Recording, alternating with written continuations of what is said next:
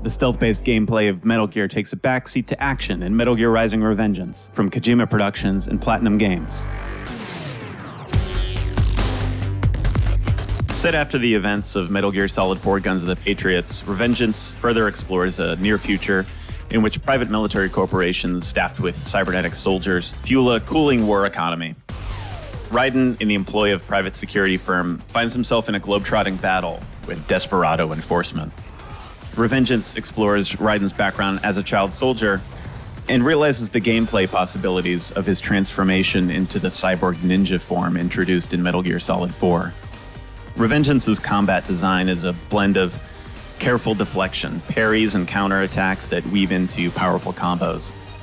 Raiden mainly uses strings of light and heavy attacks to take down foes, and combos in Revengeance typically and most satisfyingly end with the player switching into blade mode.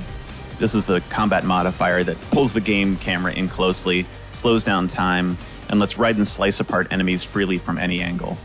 When you go into blade mode and you have this slow motion sensation of seeing this body start to fly through the air, and you realize you only have a second or two to line up your cut, have Raiden reach in, yank out this spine, smash it in his hands, and you hear this amazing thunderclap every single time, and you just feel like you've really done it at that point, and it's really exciting every single time it happens. It's the small handful of boss fights with rival cyborgs and giant Metal Gear mechs that deliver the game's best, most bombastic encounters. The handful of boss battles also exposes one of the game's glaring flaws. The boss battles in Revengeance are really fast-paced, they move all over the place, and unfortunately the camera has a really hard time keeping up with it all. That can be really bothersome in fights where you're fighting somebody like Mistral, who jumps around an oil tanker. Platinum does a good job of making it easy to pick up health, and Raiden's really tough, but it doesn't make up for the fact that the camera can really suck sometimes. This cannot be. The game occasionally encourages the player to experiment with stealth-based gameplay, but there's little reason to avoid battles. The more combat engagements Raiden finds himself in, the better the Revengeance experience. And Platinum seems to recognize this, offering the player extra challenging battles to go back to and take part in after you've completed an area. In between those combat moments, Revengeance tells an engrossing story that's enhanced by some surreal twists and turns.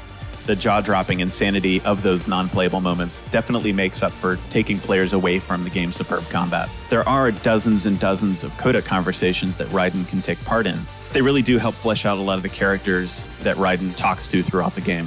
Players will probably run through the game in about 8 to 10 hours, but to judge Metal Gear Rising on the basis of a single playthrough really misses the point of its expertly crafted experience.